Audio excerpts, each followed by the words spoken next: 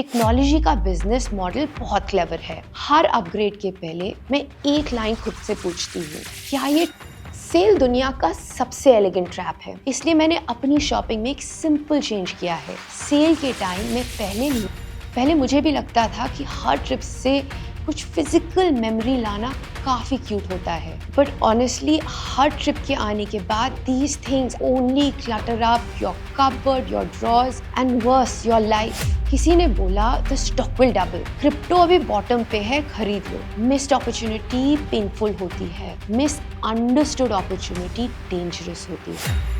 इसलिए मैं आज भी अपनी स्पेंडिंग डिसीजंस में एक फिल्टर यूज करती हूँ। Am I buying this because I value it और because I want to be valued through it? एक फ्रेंच फिलोसोफर थे, डेनिस डिडरॉट। उनके पास एक काफी पुराना रोब था। फिर एक दिन someone gifted him a new रोब। काफी एक्सपेंसिव था, it was elegant, very luxurious. अगर आप या मैं होते तो हम बहुत खुश होते, पर डिडरॉट के साथ कुछ स्ट्रेंज हुआ। न्यू रोब आने के बाद उन्होंने सोचा कि ये पुरानी चेयर इस रोब के साथ मैच नहीं कर रही, तो न्यू चेयर ले आए। फिर टेबल आउटडेटेड लगने लग गई तो टेबल खरीदी। फिर रूम का डेकोर बदला and this went on and on. ये ब्रांड न्यू रोब उनको फ्री में मिला था, बट उस रोब ने उनसे इतना स्पेंड करवाया कि वो एक्चुअली डेट में चले गए। This is the same mistake we are all doing in our lives right now, and psychology में इसको डेट्रॉइट इफेक्ट कहते हैं। न्यू आईफोन लिया तो फैंसी कवर चाहिए, न्यू कार ली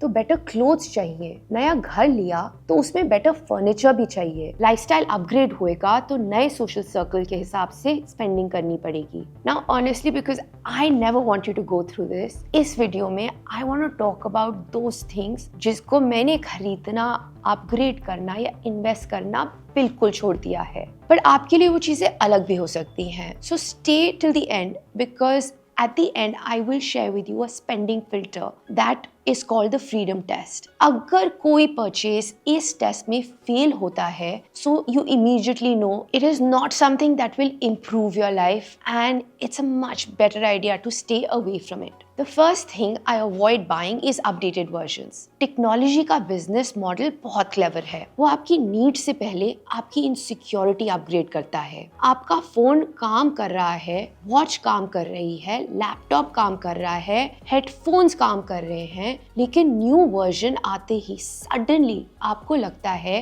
कि आपकी करंट डिवाइस ओल्ड हो गई है। मैंने ऑनेस्टली अपने साथ ही होते हुए देखा है। न्यू वर्जन का लॉन्च आता है तो एक सेकंड के लिए लगता है maybe I should upgrade, but फिर I ask myself, is this actually improving my life or is it just going to improve my mood for the next 3 days? अगर upgrade आपकी earning, हेल्थ, आपके काम की क्वालिटी या time को measurably improve करता है, then please by all means go for it. But अगर 80,000 का अपग्रेड सिर्फ 8% बेटर फीलिंग करने के लिए होता है, तो वो अपग्रेड नहीं, डोपामिन टैक्स है। I have developed a very interesting way to get rid of this problem. हर अपग्रेड के पहले मैं एक लाइन खुद से पूछती हूँ, क्या ये टूल मुझे अपग्रेड करेगा या मैं बस टूल अपग्रेड कर रही हूँ? It makes a huge difference and you will get your answer right there. The second thing you can try is wait. Make yourself wait for at least 7 days before you make any decisions,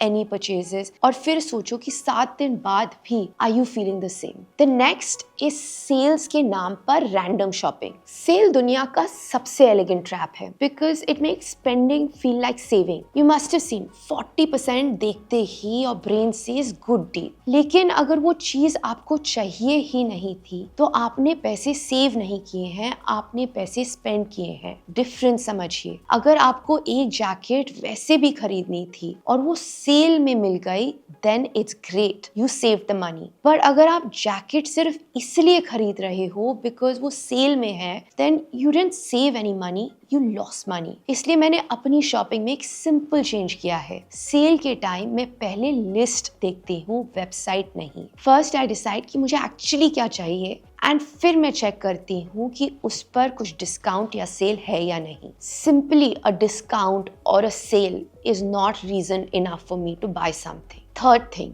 souvenirs from every trip. मैंने life में बहुत travel किया है, for study, for work, for family trips and much more, and Every time I travel, I love spending on experiencing great food, great hotels, वहाँ का local culture, उनके museums, and it's honestly something I treasure. But her trip से magnet, keychain, shot glasses, that airport candle, random decorative items, it's a big no. पहले मुझे भी लगता था कि हर ट्रिप से कुछ फिजिकल मेमोरी लाना काफी क्यूट होता है, बट ऑनेस्टली हर ट्रिप के आने के बाद these things only clutter up your cupboard, your drawers and worse your life. and वो मेमोरी नहीं रहती, वो क्लटर बन जाता है. अगर कोई पीस genuinely मीनिंगफुल है, लोकल क्राफ्ट है या आपके घर में ब्यूटी या मेमोरी ऐड करेगा, प्लीज गेट इट. पर हर ट्रिप का प्रूफ घर में लाना जरूरी इम्पोर्टेंट नहीं होता. The fourth thing I have stopped is blind investments. ये शॉपिंग से ज्यादा डेंजरस है, बिकॉज यहाँ ईगो सोफिस्टिकेशन के नाम पर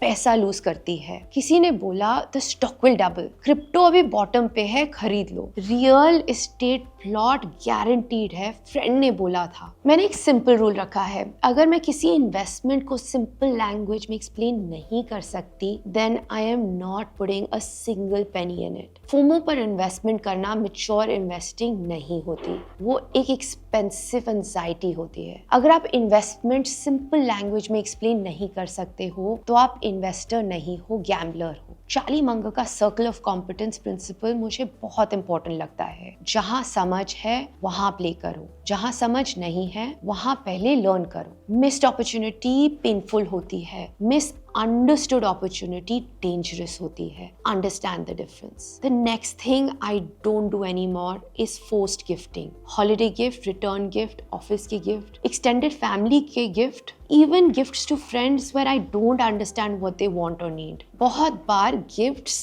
लव से ज्यादा ऑब्लिगेशन से खरीदे जाते हैं. रिसीवर को अनवांटेड ऑब्जेक्ट मिलता है, गिवर को अननेसेसरी एक्सपेंस. मैंने गिफ्टिंग में एक सिंपल रूल रखा है, needs to be deeply personal, deeply useful और edible. A handwritten note, good food, a plant only if they like plants, a contribution to something they actually need or a cause they care about. Gift का purpose impress करना नहीं है, gift का purpose attention दिखाना है. And honestly attention expensive gift से better होता है. Lastly and the biggest thing is a egoistic lifestyle. It's not a single item.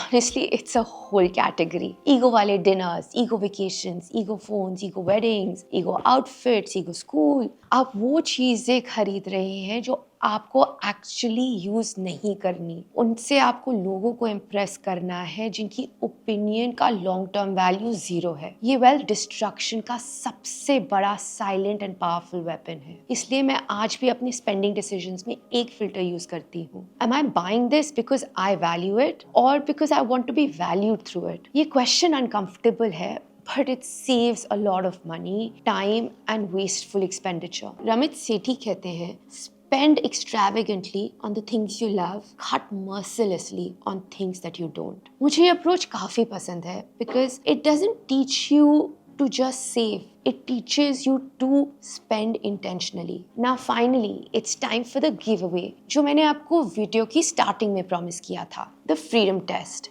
See, it's very simple. कोई भी परचेज करने से पहले 3 क्वेश्चंस पूछिए. सबसे पहला, क्या मैं ये चीज फुल प्राइस पर भी खरीदूंगी? अगर नो, तो सेल ने आपको केवल मैनिपुलेट किया है. सेकेंडली, क्या ये परचेज मेरी डेली लाइफ को बेटर करेगा या बस मेरी इमेज बेटर करेगा? इमेज वाले परचेजेस एक्सपेंसिव होते हैं बिकॉज इमेज की हंगर कभी खत्म नहीं होती. थर्डली, अगर मैं ये पैसे इन्वेस्ट करती, लर्न करती, हेल्थ पर लगाती या डेट रिड्यूस करती, तो क्या मेरी लाइफ ज्यादा इंप्रूव होती? अगर आंसर यस है, परचेज डिले कर दो. Delay is not denial, delay is intelligence. Long story short, money का काम दुनिया को इम्प्रेस करना नहीं है. मनी का काम आपको ऑप्शंस देना है. आपको हर चीज रिस्ट्रिक्ट करने की नीड नहीं होती. आपको बस वो चीजें रिस्ट्रिक्ट करनी है जो आप हैबिट, ईगो, बोर्डम या प्रेशर में खरीद रहे हो. Spend on what is building you, cut what is decorating you, because looking rich, and becoming free are two completely different games altogether. And the game you want to play is to become free, because that ultimately is where growth lies, my friend. Thank you so much for watching. I'm Divya Jain. If you've liked this video, please leave a message in the comments below and subscribe to us if you haven't subscribed to our channel, because it's be very hard for us to find each other again. Looking forward to talking to you again and lots of more videos in the days to come.